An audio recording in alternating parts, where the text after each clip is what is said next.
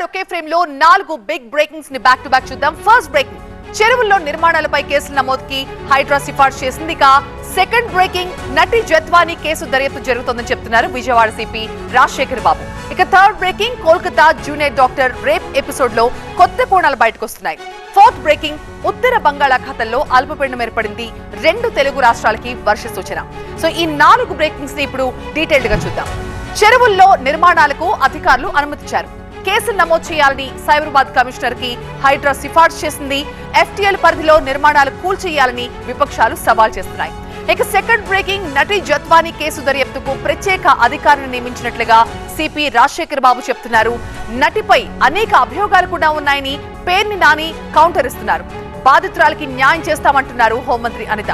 Third breaking, Kolkata junior doctor rape episode లో కొత్త కోణాలు బయటకు వస్తున్నాయి. జూనియర్ డాక్టర్ కుటుంబ సభ్యులకి అసిస్టెంట్ సూపరింటెండెంట్ కాల్ చేసినట్టుగా తెలుస్తోంది. బయటకు వచ్చిన ఆ కాల్ రికార్డ్ తో ఇప్పుడు గందరగోళ వాతావరణం నెలకొంది.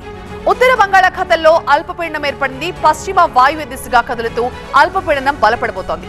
ఏపీలో 4 జిల్లాలకి ఆరెంజ్ అలర్ట్, తెలంగాణలో 12 జిల్లాలకి ఎల్లో అలర్ట్ జారీ చేసింది వాతావరణ శాఖ.